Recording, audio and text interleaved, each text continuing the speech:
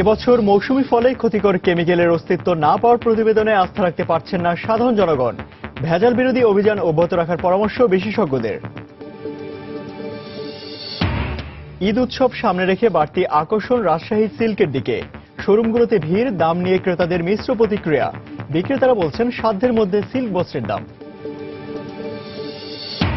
নানা প্রতিবন্ধকতায় পিছিয়ে পড়ছে বহুমুখী পাটপণ্য উৎপাদন শিল্প। সংকট নিরসনে সরকারের নেওয়া পদক্ষেপ দৃশ্যমান হতে সময় লাগবে বলছে মন্ত্রণালয়।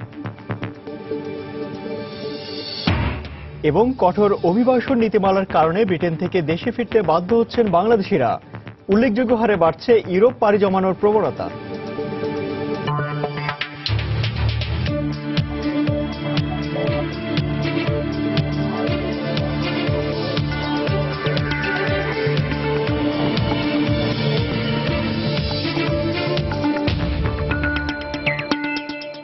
দেখছিলেন শিরোনাম। আমন্ত্রণ জানাচ্ছি দেশ ও দেশের বাইরের অর্থ বাণিজ্যের নানা খবর নিয়ে আমাদের নিয়মিত আয়োজন এই সময়ের বাণিজ্যে। আর আপনাদের সঙ্গে আছি আমি ইমতিয়াজ আহমেদ। এবছর দেশের কোথাও মৌসুমি ফলে ক্ষতিকর কেমিক্যাল বা ফরমালিন পাওয়া যায়নি। খাদ্য বিজ্ঞান ও প্রযুক্তি ইনস্টিটিউট আইএফএসটির এমন প্রতিবেদনের উপর আস্থা রাখতে পারছে না সাধারণ জনগণ। তারা বলছেন খাদ্যে বা ফলে কেমিক্যাল থাকার বিষয়ে দুদিন পরেই পরিবর্তন হয়ে যায় বক্তব্য। আইএফএসটি বলছে বিভিন্ন জেলা শহরের শাখা অফিস ও ঢাকার কেন্দ্রীয় অফিসের পরীক্ষাগারে গবেষণা চালিয়ে ফলে ক্ষতিকর কেমিক্যাল না পাওয়ার তথ্য নিশ্চিত করেছেন তারা। এদিকে ফলমূল থেকে ক্ষতিকর রাসায়নিক মুক্ত রাখতে খাদ্যে ভেজাল বিরোধী অভিযান পরিচালনা অব্যাহত রাখার পরামর্শ বিশেষজ্ঞদের। ফখরুল শাহিনের রিপোর্ট। খাদ্যদ্রব্যে বিষক্রিয়া শনাক্তকরণে 2007 সাল থেকে কাজ করে আসছে খাদ্য বিজ্ঞান ও প্রযুক্তি ইনস্টিটিউট। 2015 সাল পর্যন্ত প্রতিষ্ঠানটির গত 8 বছরের প্রতিবেদনে দেখা গেছে মৌসুমি ফল ছাড়াও সারা বছরই ফল সংরক্ষণ ও পাকানোর জন্য ফরমালিন ও অন্যান্য কেমিক্যাল ব্যবহার করা হতো। এতে মারাত্মক রোগ ব্যাধিতে আক্রান্ত হওয়ার ঝুঁকিতে ছিল মানুষ। এই অবস্থায় সবাইকে অবাক করে দিয়েছে আইএফএসটির প্রতিবেদন। আম, লিচু, তারপরে তরমুজ, এগুলো আমরা পরীক্ষা দিয়েছি, কারণ কোনো ফলমূলে বুঝতে পাইনি। তো তাতে মনে হয় যে এবার কোনো ফলমূলে ফরমালিন নাই। বিগত বছরগুলোতে ফলে অতিমাত্রায় ফরমালিন ও কার্বাইড সহ বিভিন্ন কেমিক্যাল মেশানোর বিষয়টি স্মরণ করে এই প্রতিবেদন নিয়ে ক্রেতাদের মধ্যে দেখা দিয়েছে সংশয়। অনেক সময় আমরা দেখি বাজারে কিছু লোক আসে, তারা পরীক্ষা করে কি পায় এটা আমরা জানি না। আমরা সাধারণ ক্রেতা যারা, আমরা অন্ধবিশ্বাসে আমরা ক্রয় করি, অন্ধবিশ্বাসে আমরা খাই। কতটা 100% সেটাই এখন দেখার বিষয়। এখন আমরা তো পেপার পত্রিকায় অনেক কিছু দেখি, কিন্তু বাস্তবে তো আর সেটা হয় না। সরকারের রিপোর্ট পুরো সত্য না, আংশিক সত্য। এমন মনিটরিং নেই আমাদের ভিতরে যে যাতে স্বাস্থ্যসম্মত হয়, এমন নেই, অতিরিক্ত হয়ে যাচ্ছে। খাদ্য বিজ্ঞান ও প্রযুক্তি ইনস্টিটিউট বলছে প্রাকৃতিকভাবেও পরীক্ষা করা যায় ফরমালিন ও কেমিক্যাল। কেমিক্যাল পাকালে তার ভিতরে এক ভেরি শাইনি স্কিনটা হয়, আর ন্যাচারালি পাকালে খসখসে ভাব থাকবে। কেমিক্যাল পাকালে সুগন্ধ ভাব থাকে না। আমের যেটা জুসি ভাব, রসালো ভাব থাকে, মিষ্টি হয়, কিন্তু কেমিক্যাল পাকালে ওই ভাব পাওয়া যাবে না।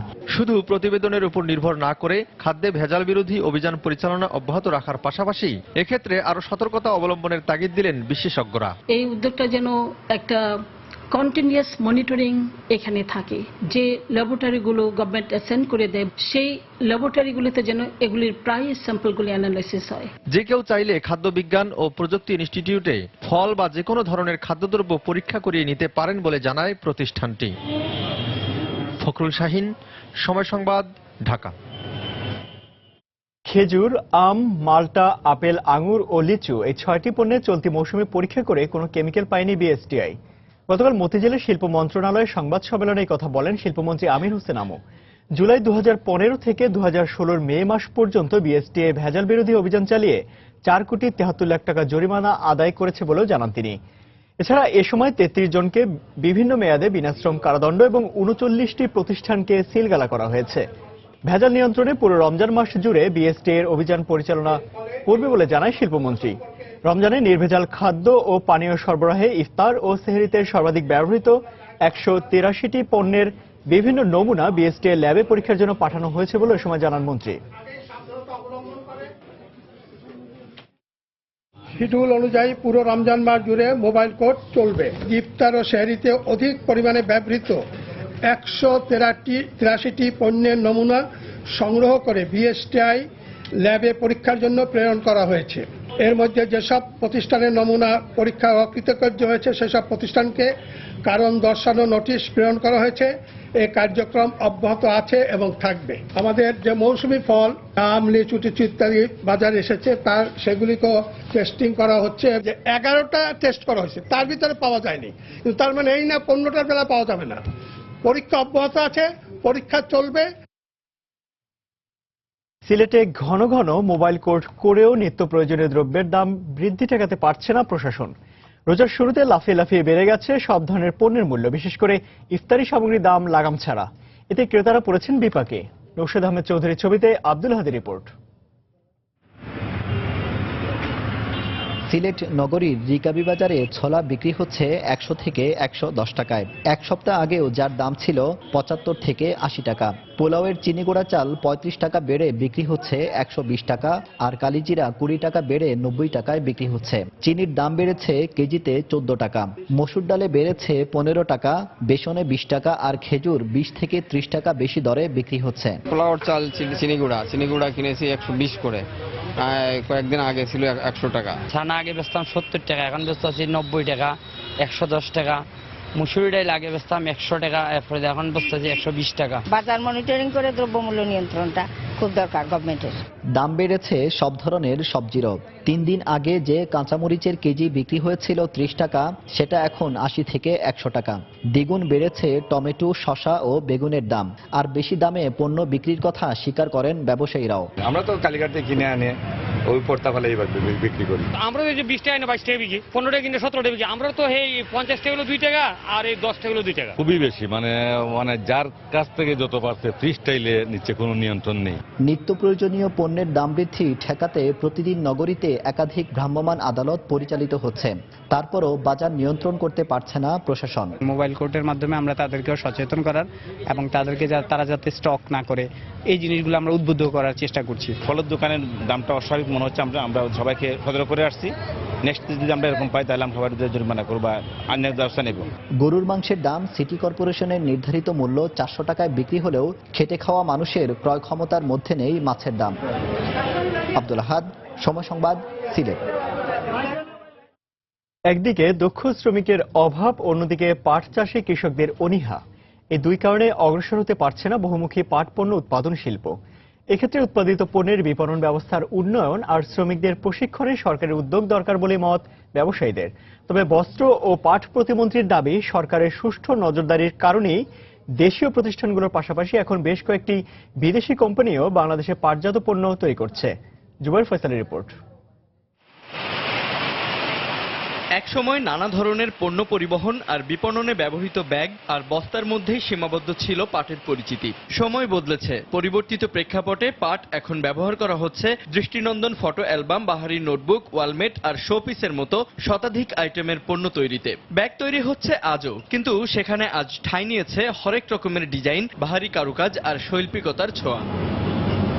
তবে পাটের বহুমুখী পণ্য উৎপাদনের এত সব উদ্যোগের পেছনে এখনো সবচেয়ে বড় বিনিয়োগ ব্যক্তি খাতের উদ্যোক্তাদের। সরকারিভাবে পণ্য উৎপাদন কিংবা বিপণনের জন্য নেই দৃশ্যমান কোনো উদ্যোগ। এর সঙ্গে ক্ষুদ্র ও কুটির শিল্পের এ শাখার অগ্রগতি ব্যাহত হচ্ছে তৃণমূলে পাট চাষিদের সংখ্যা কমে যাওয়ায়। এই মুহূর্তে র ম্যাটেরিয়ালসের শর্ট আছে। পর্যাপ্ত সংখ্যক ডাইভার্সিফাইড প্রোডাক্টের যে ফেব্রিক্স উৎপাদন এবং সরবরাহ এবং চাহিদা, এর ভিতরে পার্থক্য আছে। মার্কেট ডিমান্ড থাকা সত্ত্বেও সময় মতো পর্যাপ্ত ফেব্রিক্স পাওয়া যায় না। এখন হয়তো সেরকম বড় মার্কেট এই প্রোডাক্টগুলোর নাই, বিশেষ করে ইলেকট্রনিক যখন একটু ইমপ্রুভমেন্ট আসছে, এখন আমরা সীমিত আকারে প্রোডাক্ট বিক্রি করছি। যদিও সংকট সমাধানে সরকারের নেয়া পদক্ষেপ দৃশ্যমান হতে সময় লাগবে বলেই মত বস্ত্র ও পাট প্রতিমন্ত্রীর। পাট শুধুমাত্র এই সালা, বস্তা আর দড়ির মধ্যে সীমাবদ্ধ না। আজকে পাট থেকে হাজার রকমের বিভিন্ন ডাইভার্সিফাইড প্রোডাক্ট এই বাংলাদেশে তৈরি হচ্ছে, এবং এই বহুমুখী প্রোডাক্ট করার জন্য কোনো ব্যক্তি, প্রতিষ্ঠান কিংবা কোনো বিদেশি প্রতিষ্ঠান যদি আগায় আসে এবং তাদের দেখে আমরা শিখতে চাই। তবে ব্যবসা সম্প্রসারণ কিংবা উৎপাদন বৃদ্ধি করতে এক অঙ্কের সুদে ব্যাংক ঋণ সুবিধা নিশ্চিত করার দাবি ব্যবসায়ীদের। জুবাইর ফয়সাল, সময় সংবাদ, ঢাকা।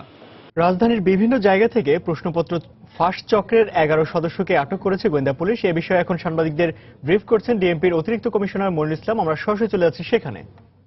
মিল থাকে। তো এইভাবে আহমেদ নিলয়ের এই একটা চক্র যেটা অ্যানালগ পদ্ধতিতে হইলেও শেষ পর্যন্ত ডিজিটাল পদ্ধতিতে এটা সমাপ্ত হয়। আর একটা হলো যেটা মানে শুরু থেকেই ডিজিটাল পদ্ধতি, সেটা হলো জাহাঙ্গীর এবং রুবেল নামে দুইজন, তারা তাদের একটা হোয়াটসঅ্যাপে একটা গ্রুপ আছে। এই গ্রুপে 8 জনের একটা গ্রুপ আইডি আছে। এই গ্রুপে তারা এই প্রশ্নপত্রের একটা ভুয়া প্রশ্নপত্র, যেটা হয়তো প্রশ্নপত্রে 2-4টা মিল থাকে আর জেনুইন প্রশ্নপত্র নয়, এরকম প্রশ্নপত্র তারা এই গ্রুপে শেয়ার করে। এই শেয়ার করার পর যে টাকাগুলো আসে সেটা জাহাঙ্গীর এবং রুবেল করার পর এরপর আলামিন নামে এক কোচিং সেন্টারের মালিকও এদের সাথে জড়িত আছে, তাকেও গ্রেপ্তার করা হয়েছে। মেজবা এবং সর্বশেষ ইকরাম অর্থাৎ আহমেদ হোসেন নিলয়, সেও পরবর্তীতে এটা ফেসবুকে নিয়ে সেও এই বিপণন করে। তো এই প্রশ্নপত্র ফাঁসের ঘটনাকে কেন্দ্র করে আপনারা জানেন যে অনেক সময় অনেক চাঞ্চল্যেরও সৃষ্টি হয়। দেখা যায় কখনো কখনো মিলে, কখনো কখনো বা প্রশ্ন মিলে না, কিছু কিছু মিলে, অর্থাৎ প্রতারণার মূলত আমরা এই দুটো চক্রই প্রতারণার চক্র। কোনো কোনো ক্ষেত্রে হয়তো কিছু কিছু প্রশ্নের মিল থাকে। এরা ইন্টারমিডিয়েট পরীক্ষার সময় এই অপচেষ্টা নিয়েছিল, তো তাদেরকে আমরা ট্র্যাক করে আমরা গতকাল তাদেরকে গ্রেপ্তার করেছি। এর আগেও বিভিন্ন পরীক্ষায় তারা এই ধরনের অপচেষ্টা করেছে। তো সেই ক্ষেত্রে তাদের আপনারা জানেন যে বিভিন্ন সময় আমরা কিছু কিছু গ্রেপ্তার করেছি, তাদেরকে আমরা এর আগে গ্রেপ্তার করতে পারিনি। আর এই প্রথমে প্রশ্নপত্র ফাঁসের ঘটনাকে কেন্দ্র করে যে প্রতারিত হচ্ছে মানুষ, এই তথ্যটি এসবি আমাদের স্পেশাল ব্রাঞ্চ তারা এই গোয়েন্দা তথ্যটি সরবরাহ করে। তারপর সেটার ভিত্তিতে কাজ করে আমাদের ডিবির পশ্চিম বিভাগ তারা এই পুরো মানে অভিযানটি পরিচালনা করে মোট 9 জনকে গ্রেপ্তার করেছে। আর বিজি প্রেসের সেই অসাধু কর্মচারী সে পলাতক রয়েছে, তাকে গ্রেপ্তারের প্রচেষ্টা চলছে। তো আমরা আশা করছি তাকে গ্রেপ্তার করা গেলে হয়তো আরো কেউ জড়িত আছে কিনা সেটিও বের হয়ে আসবে। তো এই প্রশ্নপত্রের বিষয়ে যদি আপনাদের কোনো কোশ্চেন থাকে তাহলে বলতে পারেন, কারণ পরের প্রশ্ন যেটা হতো সেটার উত্তর আমি দিয়ে দিয়েছি ইতিমধ্যে। আচ্ছা দর্শক, রাজধানীর বিভিন্ন জায়গা থেকে প্রশ্নপত্র ফাঁস চক্রের 11 সদস্যকে আটক করেছে গোয়েন্দা পুলিশ। এ বিষয়ে সাংবাদিকদের ব্রিফ করছেন ডিএমপির অতিরিক্ত কমিশনার মনিরুল ইসলাম। আমরা সরাসরি ছিলাম সেখানে। চলে যাচ্ছি পরের খবরে। বিগত বছরগুলোতে বাংলাদেশ সহ উন্নয়নশীল দেশ থেকে যারা ভাগ্য বদলানোর আশায় ব্রিটেনে এসেছেন, তাদের অনেকেই কঠোর অভিবাসন নীতিমালার কারণে এখন স্বেচ্ছায় দেশ ছাড়তে বাধ্য হচ্ছেন। বহিষ্কারের চাইতে 3 গুণ বেশি বাংলাদেশি ব্রিটেন ছাড়ছেন নিজের ইচ্ছায়। আমাদের লন্ডন প্রতিনিধি শোয়েব কবিরের পাঠানো তথ্য ছবি নিয়ে একটি রিপোর্ট। ব্রিটেনের চাকচিক্যের আড়ালে প্রতিদিন ভেঙে যাচ্ছে অসংখ্য ভাগ্য বিড়ম্বিত অভিবাসীর স্বপ্ন। ভাগ্য বদলানোর আশায় ব্রিটেন পাড়ি জমালো কঠোর অভিবাসন নীতিমালা সহ নানা পরিস্থিতির শিকার হয়ে তাদের প্রত্যাশা আর প্রাপ্তির ব্যবধান দিন দিন যেন বেড়েই চলছে। এখানে আসলে টিকে থাকাটা খুবই কষ্টকর হয়ে যাচ্ছে। স্বপ্নের শহর লন্ডনে আসা তো হয়ে গেছে, বাট এই স্বপ্ন শহর লন্ডনের আসার যে প্রত্যাশা এবং প্রাপ্তি, তার মধ্যে প্রচুর বড় ব্যবধান রয়ে গেছে। পরিসংখ্যান বলছে 2015 সালে ব্রিটেন থেকে স্বেচ্ছায় 26,900 অভিবাসী চলে গেছে। এই তালিকায় বাংলাদেশের অবস্থান শীর্ষদশে। যে পরিমাণ বাংলাদেশিকে আইন ভঙ্গের কারণে জোরপূর্বক ব্রিটেন থেকে বের করে দেওয়া হয়েছে, তার চাইতে 3 গুণ বাংলাদেশি চলে গেছেন স্বেচ্ছায়। লন্ডনস্থ বাংলাদেশ দূতাবাস থেকে স্বেচ্ছায় বাংলাদেশে ফিরতে ট্রাভেল ডকুমেন্ট ইস্যুর সংখ্যাও বাড়ছে দিন দিন, যাদের অধিকাংশই ব্রিটেনে পড়তে আসা শিক্ষার্থী বলে জানালেন হাইকমিশনের এই কর্মকর্তা। করে প্রতি মাসে 50 থেকে 60 জন ট্রাভেল ডকুমেন্ট নিয়েছে। 2008, 9 এবং পরবর্তীতে এসেছে। তারা ফর সাম রিজন এখানে কলেজ ক্যান্সেল হয়ে গেছে বা ভিসা এক্সটেন্ড হয় নাই, তারাই আমাদের কাছে আসতেছে যে they are willing to go back to Bangladesh. সাম্প্রতিক কঠোর অভিবাসন নীতিমালার জালে জড়িয়ে কোনো উপায় না পেয়ে ব্রিটেন ত্যাগের হার দিন দিন বাড়ছে বলে মনে করছেন অভিবাসন বিশেষজ্ঞরা। তারা বাসায় অবস্থান করতে পারছেন না, তারা কোনো কাজ করতে পারছেন না, এমনকি তাদের ড্রাইভিং লাইসেন্স তারা হোল্ড করতে পারছেন না, তাদের ব্যাংক অ্যাকাউন্ট ফ্রোজেন করে দেওয়া হচ্ছে। তাহলে বেঁচে থাকার যে মৌলিক যে উপকরণগুলো, সেই উপকরণগুলো থেকে তারা বঞ্চিত হচ্ছেন। এই কারণেই কিন্তু তারা দলে দলে বের হয়ে যেতে বাধ্য হচ্ছেন। পরিসংখ্যানে দেখা যায় স্বল্প সময়ের মধ্যে নাগরিকত্ব লাভের আশায় ব্রিটেনের অবৈধ বাংলাদেশি অভিবাসীদের একটি উল্লেখযোগ্য অংশ বর্তমানে বিভিন্ন উপায়ে ফ্রান্স, ইতালি, জার্মানি, পর্তুগাল সহ ইউরোপের বিভিন্ন দেশে পাড়ি জমাচ্ছেন। শোয়েব কবির, সময় সংবাদ, লন্ডন। 2015-16 অর্থ বছরে প্রথম 11 মাসে রপ্তানির পরিমাণ ছাড়িয়েছে $30 বিলিয়ন। তবে লক্ষ্যমাত্রা অনুযায়ী তা 2.73% কম। বুধবার সকালে রপ্তানি উন্নয়ন ব্যুরোর পাঠানো তথ্য অনুযায়ী রপ্তানি বিবরণীতে এই তথ্য জানানো হয়। বিবরণীতে দেখা যায় চলতি অর্থবছরের মে মাস পর্যন্ত মোট রপ্তানি লক্ষ্যমাত্রা 31.12 বিলিয়ন এর বিপরীতে রপ্তানি হয়েছে প্রায় 30.27 বিলিয়ন ডলারের পণ্য। গেল অর্থবছরে একই সময় মোট রপ্তানির পরিমাণ ছিল 28.41 বিলিয়ন। বিবরণীতে আরও দেখা যায় চলতি অর্থবছরের মে মাসে নিটওয়্যার, ওমেন গার্মেন্টস ও হোম টেক্সটাইলের মোট লক্ষ্যমাত্রার বিপরীতে বেশি পরিমাণ রপ্তানি হয়েছে। 2015-16 অর্থবছরে মোট রপ্তানি লক্ষ্যমাত্রা 33.5 বিলিয়ন ডলার নির্ধারণ করা হয়।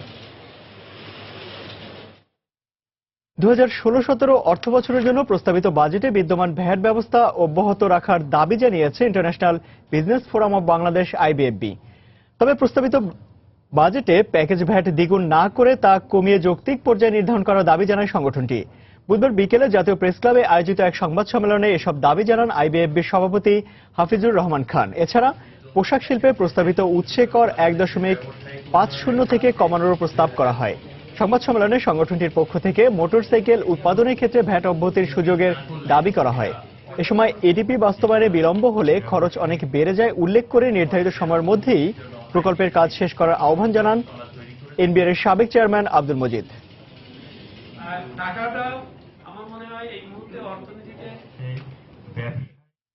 নিত্য প্রয়োজনীয় পণ্যের সরবরাহ ও মূল্য পরিস্থিতি নিয়ে সচিবালয় ব্যবসায়ীদের সঙ্গে বৈঠক করেছেন বাণিজ্য মন্ত্রী তোফায়েল আহমেদ। বিস্তারিত জানতে আমরা সরাসরি চলে যাচ্ছি সেখানে। 25 থেকে 35 এখন আগে ছিল 30 থেকে 40, 14.29% কম, শতাংশ কম, মানে এটাও কম। তার মানে পেঁয়াজের দামও কম। আমি এই জন্য নিত্য প্রয়োজনীয় জিনিসপত্রের দামগুলো আপনাদের কাছে বললাম। এখন না আমি এখন ওই জন্য আগে একটা জিনিস বলিনি, ছোলাটা কই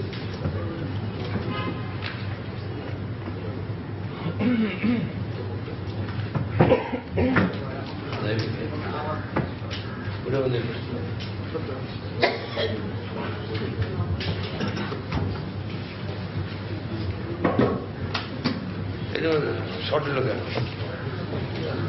একটা পণ্য নিয়ে আপনাদের মধ্যে একটা কথা আছে এবং আজকে এটা লেখালেখি হয়েছে, আমি নিজে পড়েছি সকালে, সেটা হলো চিনি। এবং গতকাল খাতুনগঞ্জে একটা ব্যবসায়ী প্রতিষ্ঠানকে, কি যেন কোম্পানির নাম, 20 লক্ষ টাকা 20 লক্ষ টাকা জরিমানা করা হয়েছে এবং দুজনকে হাত করার পরে গ্রেপ্তার করে নিয়ে যাওয়া হয়েছে। তার কারণ হলো এখানে মিল মালিকরা আছেন।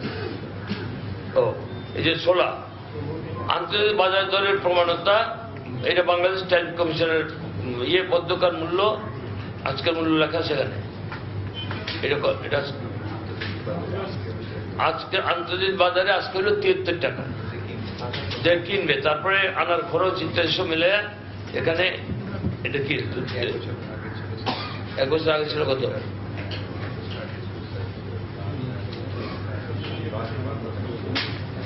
এক বছর আগে বা আন্তর্জাতিক বাজারে 1 বছর আগে যার মূল্য ছিল 52 টাকা, সেটা হয়েছে এখন 73 টাকা।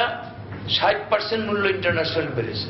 এবং আপনারা জানেন যে এই প্রোডাক্টটা রোজার সময় একটু মানুষে খায়, আমরা নিজেরাও খাই, পেঁয়াজি বানায় বা ইত্যাদি। এবং ভারতের প্রোডাকশন কম, 10 লক্ষ টন, আর অস্ট্রেলিয়ায় 10 লক্ষের বেশি পুরাটি ভারত নিয়ে নিচ্ছে। তারপরেও আমার মনে হয় যে প্রথম যে একটু ঊর্ধ্বগতি ছিল, এখন পত্রপত্রিকা আসছে, সেটা এখন স্বাভাবিক হয়ে আসছে। এখানে চিনির ব্যাপারে, এখানে যারা আমাদের দেশে চিনিটাকে যারা রিফাইন করে, ওনারা আমদানি করার পরে বিক্রি করে গোডাউন থেকে, ওনাদের গুদাম থেকে না 48 টাকা করে। আপনাদের মূল্য কত? 48 টাকা। এইটা যারা পাইকার, তারা যদি 2 টাকা বা 3 টাকা লাভ করে, তারপর খুচরা বিক্রেতাদের 5 টাকা লাভ করে, তাহলে এটা 57-58 টাকার বেশি হওয়া উচিত না। এবং একটা কথা ঠিক আমি জানাই দেই, এটা আমাদের চিনি শিল্পকে রক্ষা করার জন্য, দেশীয় চিনিকে রক্ষা করার জন্য আমরা এটা ট্যারিফ বাড়িয়ে দিয়েছিলাম। এখানে 18 টাকা মূল্য আমরা বৃদ্ধি করেছিলাম নিজেরাই। কাজে সেই হিসেবে চিনির মূল্য 60 টাকার নিচে থাকার কথা, এবং তাই আছে। হয়তো আকস্মিকভাবে কেউ কারসাজি করে, যেমন মির গ্রুপ আকস্মিকভাবে কারসাজি করেছিল এবং তারা ধরা পড়েছিল। এবং আপনাদের মাধ্যমে আমি যারা ব্যবসায়ী তাদের সাথে আমরা সুসম্পর্ক রাখতে চাই। তারা কোনো ক্ষতিগ্রস্ত হোক এটা আমরা চাই না, আবার যারা ভোক্তা তারা ক্ষতিগ্রস্ত হোক সেটা আমরা চাই না। এটা যাতে স্বাভাবিক থাকে সেই দিকে আপনাদের খেয়াল রাখতে হবে। এবং যারা চিনির উৎপাদন করেন, এখানে যারা রিফাইন করে, যারা বিক্রি করে, তাদের কাছ থেকে যে ডিও লেটারটা নেয় ব্যবসায়ী, নিয়ে মালটা তুলে মাঝখানে যারা এটার পাইকার তারা মালটা তুলে নেওয়ার পরে এটা অনেক ক্ষেত্রে বাজারে ছাড়ে না, একটা কৃত্রিম সংকট সৃষ্টি করতে চায়। আমরা আজকে জেনে গেলাম 48 টাকা দাম ওনারা বিক্রি করে, এবং এইটার দাম যদি কেউ বাড়াবার চেষ্টা করে, আমি অত্যন্ত বিনয়ের সাথে বলি, সবাইকে সম্মান জানাই বলি, এক্ষেত্রে ভোক্তাকে ক্ষতি হইতে আমরা দেব না। এবং এই ব্যাপারে যারা এই কাজটি করবে তাদের বিরুদ্ধে আমরা কঠিন পদক্ষেপ আমরা গ্রহণ করব। এখন আমি মনে করি যে আমাদের এখানে আমার সিনিয়র সচিব মহোদয় আছেন, আমাদের অতিরিক্ত সচিব বৃন্দ আছেন, আমাদের ট্যারিফ কমিশনের চেয়ারম্যান আছে, সিটি গ্রুপের চেয়ারম্যান, ম্যাগনা গ্রুপের চেয়ারম্যান এবং অন্যান্য আমাদের মন্ত্রণালয়ের কর্মকর্তা, ব্যবসায়িক প্রতিনিধিরা আছেন। এখন আমি যেটা বলতে চাচ্ছি, আমার কথাটা হলো এই যে জিনিসপত্রের দাম স্বাভাবিক এবং স্বাভাবিক থাকবে। আমি বাণিজ্য মন্ত্রী এইবার হবার আগেও ছিলাম, দাম বাড়ে নাই। গত 2 বছরও স্বাভাবিক ছিল, এবছরের স্বাভাবিক। কিন্তু অনেকে আমাদের লোকজন যারা, আমি বলতে আমার দ্বিধা লাগে, তবুও সাংবাদিক বন্ধুরা আপনারা খেয়াল করবেন, অনেকে টক শোতে যায় যে জিনিসপত্রের কথা বলে, কিন্তু তারা বাজারও যায় না, তারা নিজেরা কিনেও না, জানেও না, খবরও নেয়। এবং এই ধরনের আলোচনায় জিনিসপত্রের দামের উপরে প্রভাব পড়ে। আমি একটা দোকানদার, আমি যখন দেখি দোকানে, যখন বলেন পার্লামেন্টে বক্তৃতা করেছিলাম, যখন বিরোধী দল বললাম বিরোধী দামটা আপনারা বাড়ান, একটা পণ্যের দাম আছে 30 টাকা, আপনারা যদি বলেন 40 টাকা, তো ওই যে বিক্রেতা সে 40 টাকা বিক্রি করতে চায়। সুতরাং সকলেরই দেশকে ভালোবেসে একটা পবিত্র রমজান মাস, আমরা এটা হলো আমাদের একটা রোজা থাকি, আমরা তারাবি নামাজ পড়ি, আমরা সবাই ভালোভাবে ইফতার করে ভালোভাবে সেহরি খায়। এটা হলো সংযমের মাস, সবাই যেন আমরা সংযমে হই, এমনকি ব্যবসায়ীরাও যাতে সংযমের মধ্যে দিয়ে ব্যবসা বাণিজ্য করেন। অতিরিক্ত মুনাফা করার চেষ্টা করলে ওই মির গ্রুপের মতো অবস্থা হবে। সুতরাং আমরা চাই না কোনো ব্যবসায়ীকে কোনো মতেই তারা ক্ষতিগ্রস্ত হোক, সেটা আমরা চাই না। আমরা বাজেট দিয়েছি, ব্যাট নিয়ে অনেক কথা বলার চেষ্টা করেছিল অনেকে, আমরা সেটা কার্যকর করি নাই। তারপরে আমরা একটা সহনীয় গ্রহণযোগ্য বাজেট দিয়েছি যাতে মানুষ স্বাভাবিক থাকে। এবং দেখেন, বাজেট দেওয়ার পরে বাজারের দাম অন্যরকম হয়, কিন্তু বাজারে এর কোনো প্রতিক্রিয়া নেই। সুতরাং আমি মনে করি যে চিনি সম্পর্কে আপনারা কিছু কথা বলেন, আর আপনারা যারা পাইকার, আমি যে কথাটা বললাম কথাটা সত্য কিনা, যে আমরা ডিও লেটার নিয়ে আপনারা লেটার তো না, ডিও নিয়ে আপনারা পণ্যটা উত্তোলন করেন, নিয়ে আটকে রাখেন। কেউ একটা সংকট সৃষ্টি করার, আর্টিফিশিয়াল সংকট সৃষ্টি করার চেষ্টা করা হয়। এইটা যেন কেউ না হয়, এই ব্যাপারে আপনাদের সুবিধা অসুবিধাগুলি আমাকে বলতে পারেন। জনাব ফজলুর রহমান, আপনি কিছু বলেন, বাইকটা।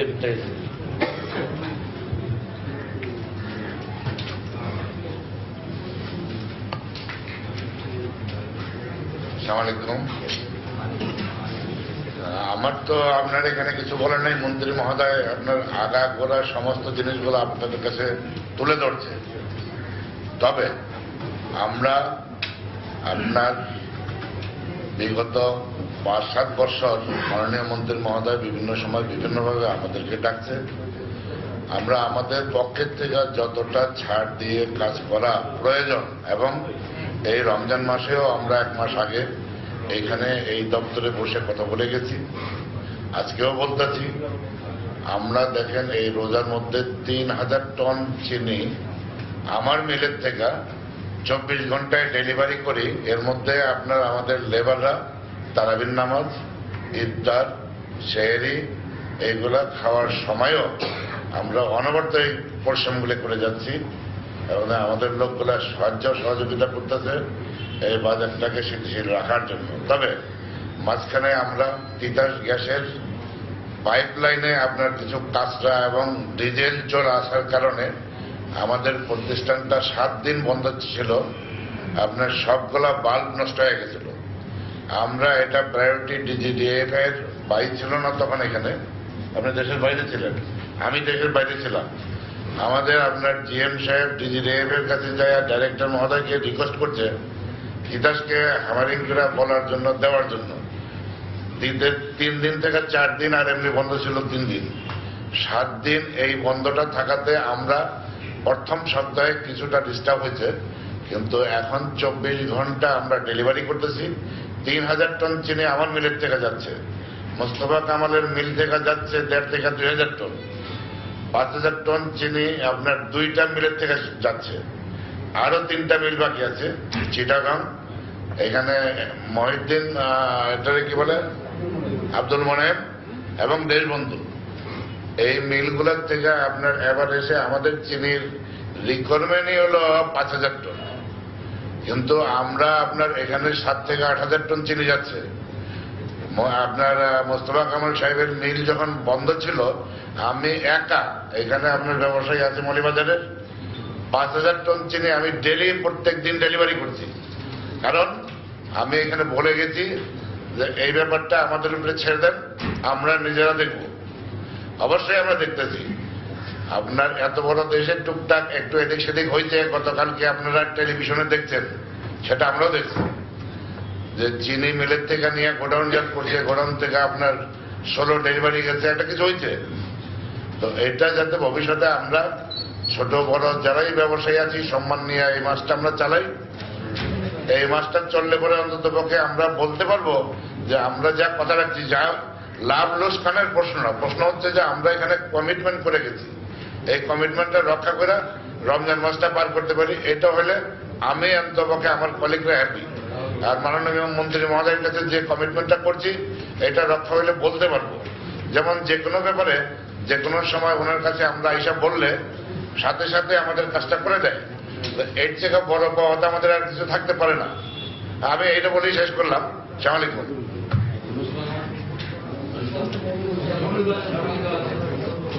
বাজারের থেকে এই যে আপনারা কোথায় মাওলা, মিস্টার মাওলা, হ্যাঁ বলেন। নিত্য প্রয়োজনীয় পণ্যের সরবরাহ ও মূল্য পরিস্থিতি নিয়ে সচিবালয় ব্যবসায়ীদের সঙ্গে বৈঠক করছেন বাণিজ্যমন্ত্রী তোফায়েল আহমেদ। আমরা সরাসরি ছিলাম সেখানে। চলে যাচ্ছি পরের খবরে। যে কোনো উৎসবে রাজশাহী সিল্কের প্রতি একটু বাড়তি আকর্ষণ থাকে নারী পুরুষ সবারই। আর ঈদ হলে তো কথাই নেই।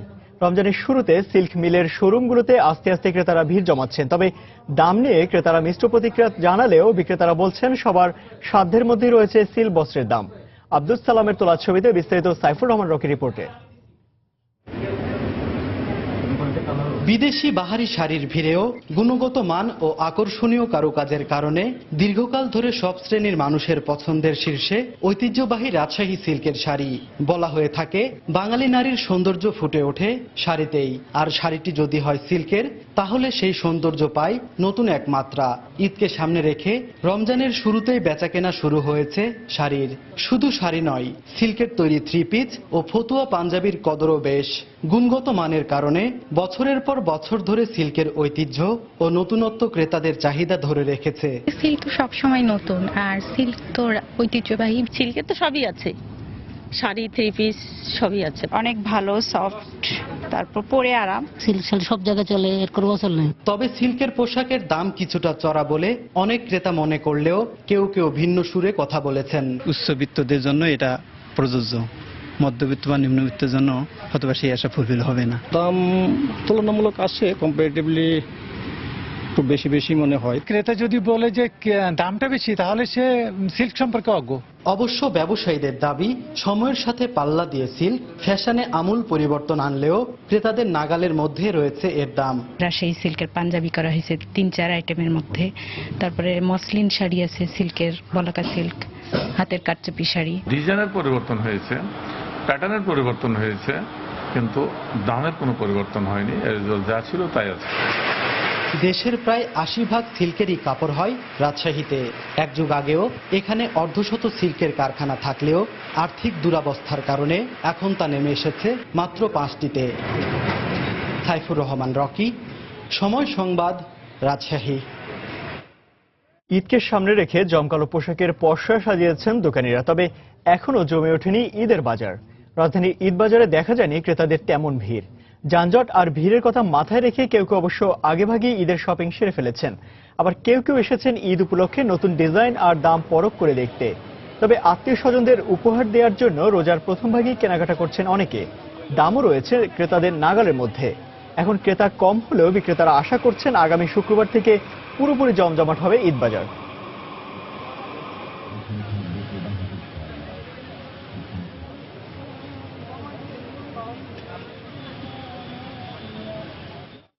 ফ্লোরালের উপর যাচ্ছে, যে লাইক গাউন টাইপের যে ড্রেসগুলো থাকে, তারপরে সামনে চেইনওয়ালা এই টাইপের ড্রেসগুলো তারা মানে বেশি পছন্দ করছে। হালকা সুতির মাঝেই ড্রেস খুঁজছিলাম, সালোয়ার কামিজই আমার ফার্স্ট প্রেফারেন্স ছিল। সেলাইতে সময় লাগে, সেজন্য একটু প্রথম দিকটাই কিনছি আর কি। রোজার কোয়েলি ড্রেস আছে, আশিকি ড্রেস আছে, তারপর রিমপিম ড্রেসের মধ্যে আছে, রোল টাচ দেখতে আছে, ফোটো টাচ দেখতে আছে, ও গাউন দেখতে আছে।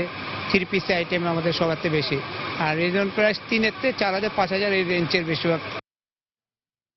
রমজানের শেষের দিকে ভিড় এড়াতে অনেকে শুরু থেকেই কেনাকাটা সেরে ফেলেন, আবার অনেকেই বিপণী বিতানে আসেন নতুন পণ্যের যাচাই বাছাই করতে। এই মুহূর্তে রাজধানী গাউসিয়া মার্কেটে রয়েছেন সহকর্মী কামরুল হাসান সবুজ। বিস্তারিত জানতে আমরা সরাসরি চলে যাচ্ছি তার কাছে। কামরুল। ইমতিয়াজ, আজকে তৃতীয় রমজান, অর্থাৎ পুরো রমজান মাস জুড়েই কিন্তু ঈদ উল ফিতরের একটি আমেজ বিরাজ করে। একটা দিকে হচ্ছে সিয়াম সাধনা অর্থাৎ ইবাদত বন্দিকে, অন্যদিকে কিন্তু কেনাকাটাতেও কিন্তু মার্কেটে এই ভাবটা বোঝা যায় যে সামনে ঈদ, সামনে উৎসব, সেই ভাবটাই কিন্তু আজকেও আমরা দেখছি কিছুটা। যদিও রমজানের শুরুতে এখনো পর্যন্ত ঈদ উপলক্ষে কেনাকাটা কিন্তু সেভাবে জমে ওঠেনি, কিন্তু তারপরেও যারা ভিড়ভাড়টা এড়াতে চান, যারা আগে থেকেই একটু পছন্দ মতো জিনিস কিনতে চান, তারা কিন্তু রমজানের শুরুর দিকেই এসে থাকেন এবং সেই পরিমাণটা কিন্তু কম। তো আমরা আজকে এসেছি রাজধানীর যে গাউছিয়া মার্কেট সেখানে, এবং এইখানে কিন্তু সব ধরনের যে মেয়েদের যে সব ধরনের পোশাক পাওয়া যায়, এবং এই পোশাকের মধ্যে আমরা যেটুকু জেনে বা দেখতে পেলাম সেটুকু হচ্ছে যে এখানে কিন্তু বেশিরভাগ গাউন এবং সারারা নামের যে পোশাক আছে সেগুলোর কিন্তু আধিক্য বেশি। এর সাথে কিন্তু কিছু 3 পিস সুতি 3 পিস আছে, এবং এই গাউন এবং সারারার সাথে কিন্তু বেশ নকশাদার কিন্তু এইসব পোশাকগুলো পাওয়া যাচ্ছে। এবং এখন পর্যন্ত তার যে বিক্রি জমে উঠবে এই প্রত্যাশাতে কিন্তু দোকানীদের তরফ থেকে কিন্তু যে প্রস্তুতি আছে সেই প্রস্তুতিটা কিন্তু তারা বেশ নিয়ে ফেলেছেন, এবং তারা আশা করছেন এই হয়তো 10 রমজানের পর থেকে কিন্তু বিক্রি জমে উঠবে। তো সেইভাবেই কিন্তু তারা দেশি বিদেশি কাপড় দিয়ে তাদের যে দোকান সাজানো, নকশাদার দোকান সাজানো এবং ঈদ উপলক্ষে যে বিশেষ কোনো কিছু দিয়ে সাজানো, প্রত্যাশা মতো যেন বিক্রেতারা প্রত্যাশা মতো বিক্রি করতে পারেন এবং ক্রেতারা যেন সেই প্রত্যাশা মতো তাদের জামা কাপড় পেয়ে যান। তো সেই জায়গা থেকে কিন্তু এই প্রস্তুতি নিয়ে আছে। তো আমরা যেমনটা দেখছি যে এখনো পর্যন্ত কিন্তু তারা দোকানিরা তাদের পোশাক মেলে ধরছেন, এবং বিক্রেতারা কিন্তু বেশ, যদিও সকাল 10টার দিকে মার্কেট খুলেছে, তারপরে থেকে কিন্তু ক্রেতা আসতে শুরু করেছে। এখনো সেরকম সেই পর্যাপ্ত ক্রেতা আসেনি, ভিড়ও সেভাবে লাগেনি। তো ইমতিয়াজ, এই ছিল গাউসিয়ার মার্কেটে এখন পর্যন্ত ঈদ কেনাকাটার সর্বশেষ খবর। ইমতিয়াজ। ভিড় এড়াতে অনেকেই রমজানের শুরু থেকে ঈদের কেনাকাটা শুরু করেছেন, আর সে খবরাখবর জানাতে রাজধানীর গাউসিয়া সুপারমার্কেট থেকে আমাদের সঙ্গে সরাসরি যোগ দিয়েছিলেন সহকর্মী কামরুল হাসান সবুজ। বাসাবোতে নতুন আউটলেটের উদ্বোধন এবং ওয়ারির আউটলেটটি নতুন জায়গায় স্থানান্তর করেছে আড়ং। ব্র্যাকের প্রতিষ্ঠাতা ও চেয়ারপারসন স্যার ফজলে হাসান আবেদ আউটলেট দুটির উদ্বোধন করেন। এ সময় ব্র্যাক এবং আড়ং-এর ঊর্ধ্বতন কর্মকর্তারা উপস্থিত ছিলেন। বাসাবোর আউটলেটটি আগমন সিনেমা হল ভবনে এবং ওয়ারির আউটলেটটি AK ফেমাস টাওয়ারে অবস্থিত।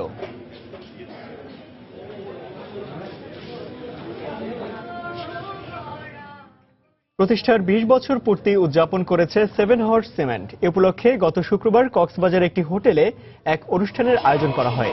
অনুষ্ঠানে সারা দেশ থেকে 7 হর্স সিমেন্টের ডিলাররা উপস্থিত ছিলেন। এছাড়া আরও উপস্থিত ছিলেন প্রতিষ্ঠানটির প্রধান নির্বাহী কর্মকর্তা সালেম মুজাহিদ, ব্যবসা উন্নয়ন বিভাগের প্রধান সাব্বির হাসান মানোয়ার সহ ঊর্ধ্বতন কর্মকর্তারা। দেশের বাজারে ফিঙ্গারপ্রিন্ট সিকিউরিটির প্রথম স্মার্টফোন H400 নিয়ে এলো সিম্ফনি। বুধবার রাজধানী একটি হোটেলে নতুন মডেলের স্মার্টফোনটি উদ্বোধন করা হয়। এ সময় এডিসন গ্রুপের senior director Rezwanul Haque, head of marketing Ashraful Haque সহ অন্যান্যরা উপস্থিত ছিলেন। নতুন এই স্মার্টফোনের সুবিধা হলো ব্যবহারকারীরা ফিঙ্গারপ্রিন্ট সিকিউরিটি টেকনোলজির মাধ্যমে তার আঙুলের ব্যবহার করে হ্যান্ডসেটটির সিকিউরিটি শতভাগ নিশ্চিত করতে পারবেন। রমজানের দ্বিতীয় দিনে বাইতুল আমান হাউজিং সোসাইটি মাদ্রাসা এবং এতিমখানার শিশুদের সাথে ইফতার করেছে হোটেল লা মেরিডিয়ান কর্তৃপক্ষ। এ উপলক্ষে বুধবার দ্বিতীয় রমজানে লা মেরিডিয়ান হোটেলের স্কাই বলরুমে আয়োজিত ইফতার মাহফিলে উপস্থিত ছিলেন বেসামরিক বিমান পরিবহন ও পর্যটন মন্ত্রী রাশেদ খান মেনন। এ সময় হোটেলটির চেয়ারম্যান আমিন আহমেদ, প্রেসিডেন্ট হাসান আহমেদ সহ ঊর্ধ্বতন কর্মকর্তারা উপস্থিত ছিলেন। সামাজিক দায়বদ্ধতার অংশ হিসেবেই এতিম শিশুদের জন্য এই আয়োজন করা হয় বলে জানায় কর্তৃপক্ষ। পবিত্র রমজানের দ্বিতীয় দিনে সরকারি বেসরকারি বিভিন্ন শ্রেণী পেশার প্রতিনিধিদের অংশগ্রহণে ইফতার মাহফিলের আয়োজন করেছে Dhaka chamber of commerce and industry DCCI. বুধবার রাজধানীর একটি হোটেলে আয়োজিত ইফতার মাহফিলে উপস্থিত ছিলেন অর্থমন্ত্রী আবুল মাল আব্দুল মুহিত, বাণিজ্যমন্ত্রী তোফায়েল আহমেদ, এছাড়া জাতীয় রাজস্ব বোর্ডের চেয়ারম্যান নজিবুর রহমান, ব্যবসায়ীদের শীর্ষ সংগঠন এফবিসিসিআই এর সভাপতি আব্দুল মাতুব আহমেদ ও ডিসিসিআই এর সভাপতি হোসেন খালেদ সহ বিভিন্ন ব্যবসায়ী সংগঠনের প্রতিনিধিরা। এ সময় ব্যবসা ও বিনিয়োগের পরিবেশ পরিস্থিতি নিয়ে মতবিনিময় করেন ব্যবসায়িক নেতারা। এবার দেশের বাইরের অর্থ বাণিজ্যের খবর। বিশ্বে অপরিশোধিত জ্বালানি তেলের দাম বেড়ে ব্যারেল প্রতি $51 পৌঁছেছে। ডলারের মান কমায় এবং নাইজেরিয়ায় উত্তোলন কমানোয় কিছুটা বেড়েছে জ্বালানির দাম। বর্তমানে নাইজেরিয়ার দৈনিক 1,70,000 ব্যারেল জ্বালানি তেল উত্তোলন করে। গেল 2 বছর ধরে কমছে জ্বালানি তেলের দাম। 2014 সালে ব্যারেল প্রতি $100 থেকে 2016 সালের জানুয়ারিতে তা নেমেছিল $27। এরপরও জ্বালানির উত্তোলন কমানো কিংবা বন্ধের বিপক্ষে মধ্যপ্রাচ্যের বৃহত্তম জ্বালানি উত্তোলক ও রপ্তানিকারক দেশগুলো। ইরানের অবকাঠামো খাত উন্নয়নে তেহরানকে €2,500 কোটি অর্থ সহায়তা দিতে প্রস্তুত রাশিয়া।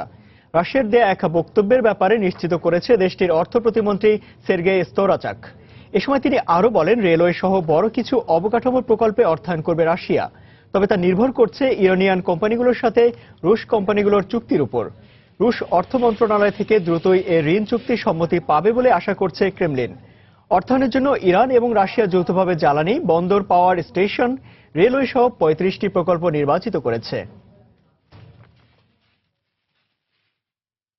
এবার জানিয়ে দেব ঢাকা স্টক এক্সচেঞ্জের লেনদেনের খবরাখবর। আমরা ঢাকা স্টক এক্সচেঞ্জের যে অফিসিয়াল ওয়েবসাইট রয়েছে আমরা সেখানে চলে যাচ্ছি। সকাল থেকে আমরা যেমনটা পরিস্থিতি দেখতে পাচ্ছি তাতে যে প্রধান 3টি সূচক রয়েছে অর্থাৎ ডিএসসি এক্স ইন্ডেক্স এবং ডিএসসি সরিয়া ভিত্তিক যে সূচক, এছাড়া ডিএসসি 30 ইন্ডেক্স, 3টি সূচকই কিন্তু আমরা এই মুহূর্তে নিম্নমুখী প্রবণতা লক্ষ্য করছি। অর্থাৎ ডিএসসি এক্স ইন্ডেক্সের যদি আমি অবস্থা বলে দেই তাহলে এটি এখন পর্যন্ত 5 পয়েন্টেরও বেশি কমেছে এবং অবস্থান করছে 4,414 পয়েন্টে। একই অবস্থা বিরাজ করছে ডিএসসি সরিয়া ভিত্তিক যে সূচক রয়েছে ডিএসসি এক্স ইন্ডেক্স, সেখানেও কিন্তু 0.61 পয়েন্টের মতো কমেছে এবং অবস্থান করছে 1,084 পয়েন্টে।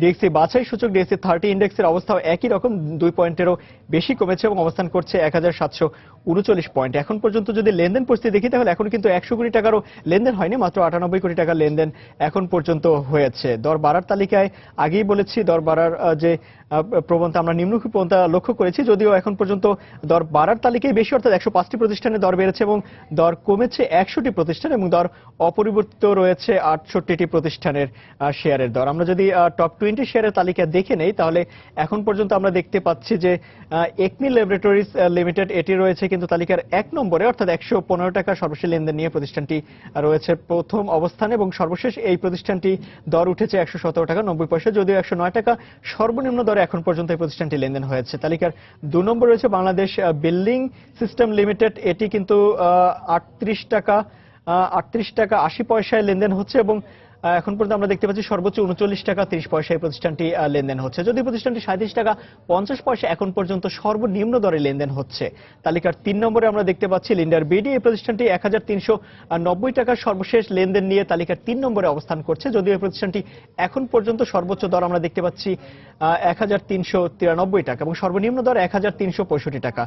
তালিকার 4 নম্বরে রয়েছে আমরা দেখতে পাচ্ছি প্যারামাউন্ট টেক্সটাইল লিমিটেড, এই প্রতিষ্ঠানটি 18 টাকা 90 পয়সায় সর্বশেষ লেনদেন হচ্ছে এবং এখন পর্যন্ত 19 টাকা 40 পয়সায় এই প্রতিষ্ঠানটি সর্বোচ্চ দরে লেনদেন হচ্ছে, যদিও এই প্রতিষ্ঠানটি এখন পর্যন্ত 17 টাকা 80 পয়সায় সর্বনিম্ন দরে এই প্রতিষ্ঠানটি লেনদেন হয়েছে। তালিকার 5 নম্বর রয়েছে আমরা দেখতে পাচ্ছি তালিকার 5 নম্বর রয়েছে শাহজি বাজার পাওয়ার কোম্পানি লিমিটেড, এই প্রতিষ্ঠানটি 141 টাকা 40 পয়সায় লেনদেন হচ্ছে এবং সর্বোচ্চ দর 143 টাকা 70 পয়সায়। তালিকার 6 নম্বরে রয়েছে অলিম্পিক অ্যাক্সেসরিজ লিমিটেড, এই প্রতিষ্ঠানটি 25 টাকা 50 পয়সায় সর্বশেষ লেনদেন হচ্ছে এবং সর্বোচ্চ দর 25 টাকা 70 পয়সা এখন পর্যন্ত আমরা দেখতে পাচ্ছি, যদিও প্রতিষ্ঠানটি এখন পর্যন্ত সর্বনিম্ন দর আমরা লক্ষ্য করছি 24 টাকা 90 পয়সায়। এবং তালিকার 7 নম্বরে যদি আমি দেখি তাহলে লাফার্জ সুরমা লিমিটেড 75 টাকা নিয়ে অবস্থান করছে এবং ডোরিন পাওয়ার রয়েছে তালিকার 8 নম্বরে। এই প্রতিষ্ঠানটি 63 টাকা 90 পয়সা নিয়ে তালিকার 8 নম্বরে অবস্থান করছে। তশরিফা রয়েছে তালিকার 9 নম্বরে, এটি 22 টাকা 80 পয়সা নিয়ে তালিকার 9 নম্বরে অবস্থান করছে। তালিকার 10 নম্বরে রয়েছে বিএসআরএম লিমিটেড, এটি 141 টাকা 50 পয়সা সর্বশেষ লেনদেন নিয়ে তালিকার 10 নম্বরে অবস্থান করছে। আমি যদি তালিকার 11 নম্বরে দেখি তাহলে ওরিন রয়েছে তালিকার 1 নম্বরে, এটি 62 টাকা 80 পয়সা সর্বশেষ লেনদেন হচ্ছে এবং তালিকার 12 নম্বরে রয়েছে ইউনাইটেড পাওয়ার জেনারেশন ডিস্ট্রিবিউশন কোম্পানি লিমিটেড। তো মোটামুটি ঢাকা স্টক এক্সচেঞ্জের লেনদেন পরিস্থিতি ছিল এরকম। আবারও জানিয়ে দিচ্ছি এ সময়ের বাণিজ্যের শিরোনামগুলো। এবছর মৌসুমি ফলে ক্ষতিকর কেমিক্যালের অস্তিত্ব না পাওয়ার প্রতিবেদনে আস্থা রাখতে পারছে না সাধারণ জনগণ। ভেজাল বিরোধী অভিযান অব্যাহত রাখার পরামর্শ বিশেষজ্ঞদের। রমজানে কারসাজি করে পণ্যের দাম বাড়ালে কঠোর ব্যবস্থা নেওয়ার হুঁশিয়ারি বাণিজ্যমন্ত্রী। সরবরাহ ও মূল্য পরিস্থিতি নিয়ে ব্যবসায়ীদের সাথে বৈঠক।